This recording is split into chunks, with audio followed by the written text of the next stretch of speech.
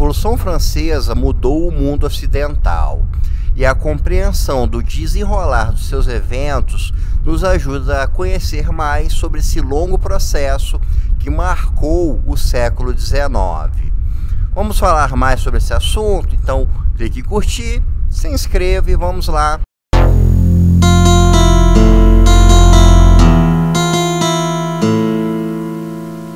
O desenrolar de eventos da Revolução Francesa inicialmente precisa ser compreendido pelo seu contexto.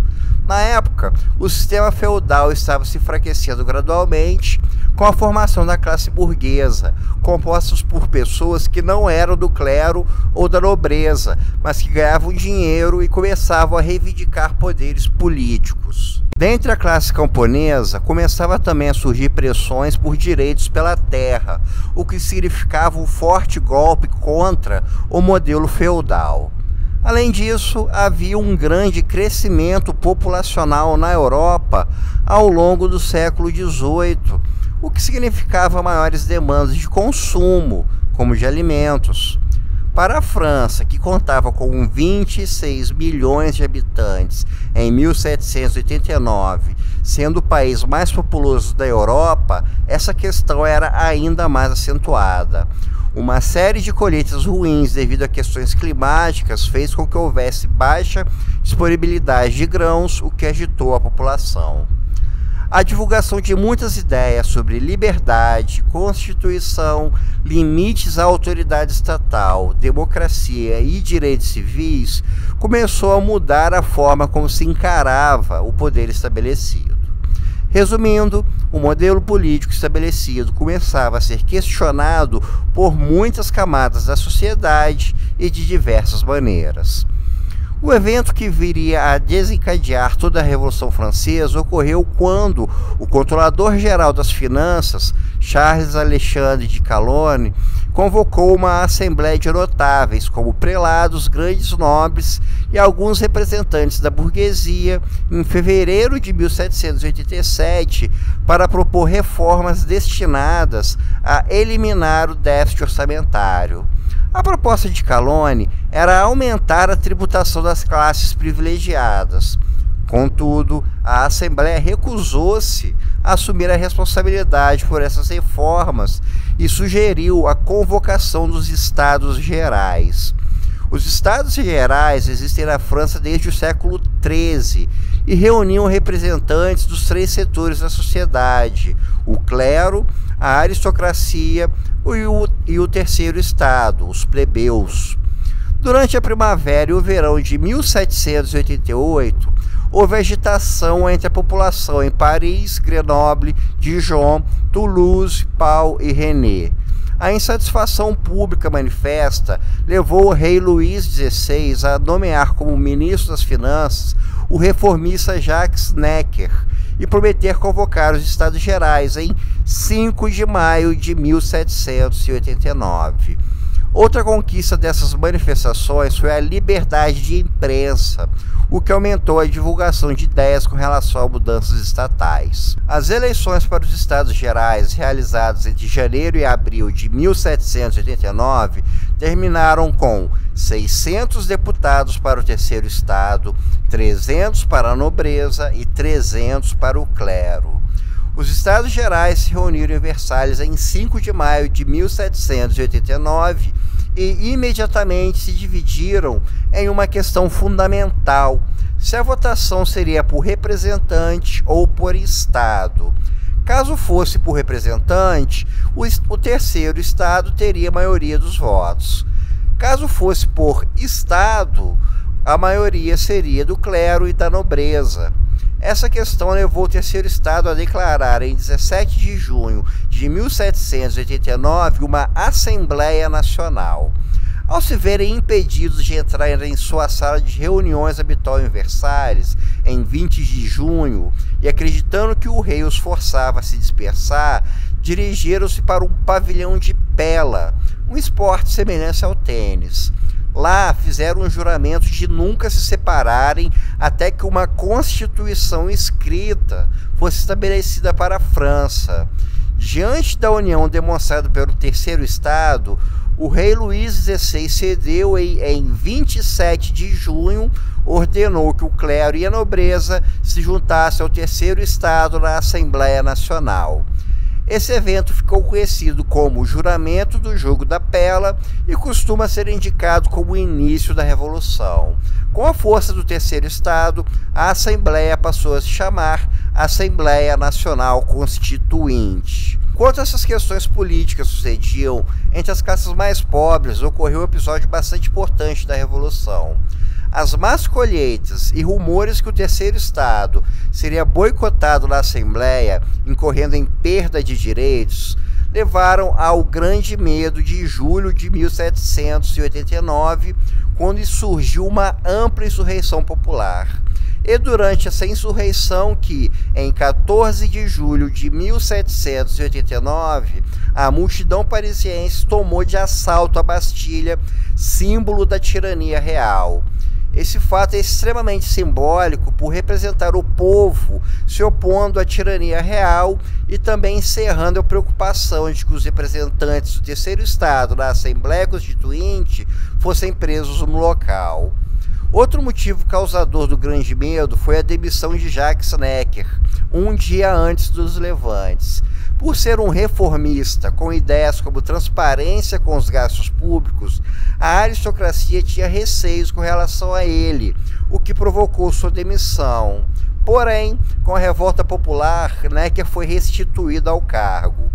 Diante desse grande cenário de revolta popular, a Assembleia aboliu, em 4 de agosto de 1789, o regime feudal e, em 26 de agosto, aprovou a Declaração dos Direitos do Homem e do Cidadão, proclamando liberdade, igualdade, inviolabilidade da propriedade e o direito de resistir à opressão.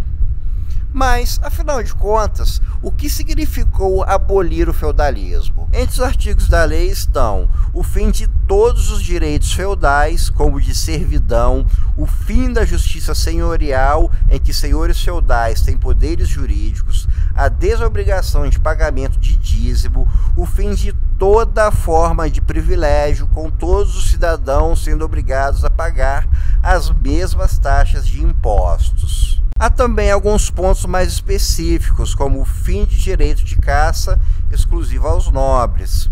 Pode parecer algo muito simples, mas representava na época um duro golpe nas distinções de classe. Os decretos de 4 de agosto e a declaração foram inovações tão significativas que o rei se recusou a sancioná-los. Os parisienses se revoltaram novamente e, em 5 de outubro, marcharam para Versalhes.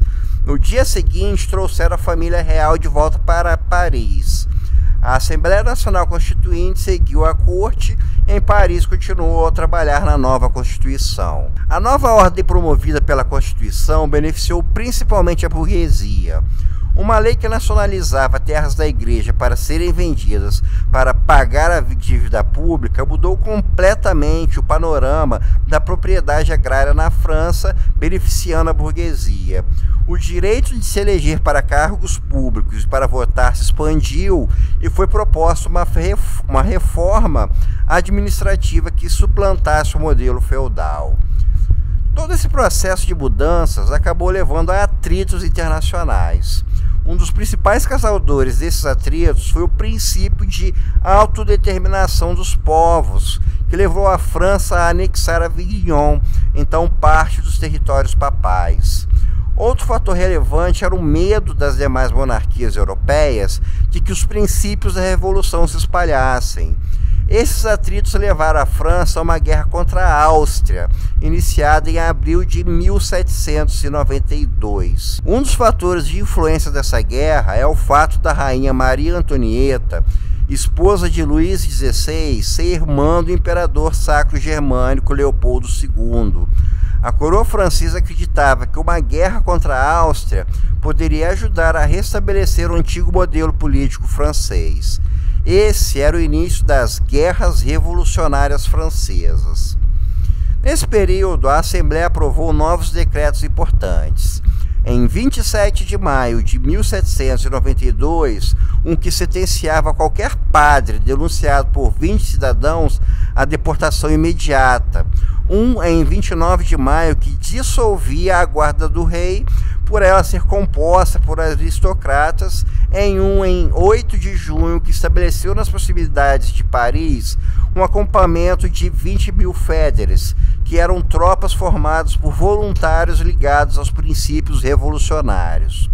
O rei vetou os decretos em 19 de junho de 1792, um dia antes do terceiro aniversário do juramento do Jogo da Pela, que inaugurou a Revolução. Houve fortes manifestações da população, mas o rei manteve sua posição. Ele vestiu o boné vermelho, símbolo da revolução perante as massas. Isso serviu como um voto de apoio à causa, mas a pressão popular continuou. As tropas austríacas, com o apoio da Prússia, conseguiram invadir a França e chegar até Paris. Essa invasão foi vista pela população como traição do rei, lembrando das relações de Maria Antonieta com seu irmão. Daí ocorreu um dos momentos mais graves da Revolução, quando em 10 de agosto de 1792, grupos revoltados invadiram o Palácio das Tulherias, local onde a família real residia, e fizeram o rei e os demais como prisioneiros. Também se iniciou um massacre da nobreza e do clero. Em 20 de setembro de 1792, uma nova Assembleia decidiu pelo fim da monarquia francesa e declarou a República. Luís XVI foi julgado como traidor e executado em 21 de janeiro de 1793. Maria Antonieta foi guilhotinada meses depois. A partir de setembro de 1792, na chamada segunda fase das guerras, a França reverteu a situação e começou a ocupar territórios estrangeiros, como na Bélgica, Renânia e Savoia. Em 1793, a Inglaterra formou uma coalizão com a Áustria e a Prússia contra a França, o que incorreu em derrotas francesas. Nessa época, a Assembleia era dividida em dois grupos: os girondinos, que desejavam formar uma república burguesa, e os montanheses, que desejavam maior espaço para as classes mais baixas, oriundos do Clube Jacobinos, que também são mais conhecidos como jacobinos. Com essa nova onda de derrota da França, o grupo dos girondinos perdeu força. O fortalecimento dos jacobinos levou a medidas novas. Como esse grupo era próximo aos sans-culottes, as pessoas de classes mais baixas, iniciou-se uma série de medidas como taxação de ricos, políticas de auxílios aos mais pobres e educação universal e compulsória. Essas medidas geraram revolta em diversos grupos pela França. Essa nova onda de revoltas levou os jacobinos a darem início ao Reino do Terror. O Reino do Terror, ou simplesmente Terror, foi um período de setembro de 1793 a julho de 1794, marcado por alta violência do Estado motivado pelo combate aos contra-revolucionários. Nessa onda de violência, mais de 300 mil pessoas consideradas suspeitas foram presas, 16 mil mortas após julgamento formal e condenação, 10 mil morreram nas cadeias e outros milhares foram vítimas de massacres pelo país. Estima-se o número de mortos entre 30 e 50 mil pessoas. O principal nome desse período de terror foi Maximilien Robespierre, que controlava o Comitê de Segurança Pública. A violência implantada por ele fez com que ele próprio fosse acusado de traição e acabasse guilhotinado em 28 de julho de 1794. O fim do Reino do Terror foi seguido pelo início do Diretório, que durou de novembro de 1795 a novembro de 1799. Com essa mudança, as políticas de taxação dos ricos e de auxílio aos pobres implantadas pelos jacobinos foram encerradas. O Diretório foi marcado pela guinada mais favorável à classe burguesa e conseguiu criar relativa estabilidade social. O Diretório tinha duas câmaras legislativas, a Câmara dos 500, que era a Câmara Baixa, e a Câmara dos Anciões, que era a Câmara Alta. O poder executivo cabia a 5 representantes da Câmara dos Anciãos. O período do Diretório teve também como marca alguns golpes de Estado em que a formação do governo veio a ser derrubada. Um dos principais motivos de divergência entre o Executivo e o Legislativo era a guerra contra as outras nações europeias. E dessas guerras que emergiu o general Napoleão Bonaparte. Um dos propósitos estabelecidos pela Revolução era sua universalização. Então, a expansão militar era um requisito para se cumprir com esse objetivo. Isso fez com que, ao longo dos anos, as guerras revolucionárias envolvessem outros países, como Espanha, Holanda e estados onde atualmente é a Itália. Napoleão havia conseguido chegar até o Egito com suas tropas. Entretanto, uma nova coalizão formada em 1798 entre Áustria, Inglaterra, Rússia e Turquia começou a reverter a situação. As tropas francesas começaram a ser derrotadas e recuar. Napoleão, que na época contava com enorme prestígio, chegou à França, cujo governo estava bastante combalido devido aos reveses militares. Dessa forma, ele deu o golpe de 18 Brumário em 9 de novembro de 1799. O Diretório foi destituído e Napoleão se proclamou imperador. Estava encerrada a Revolução Francesa.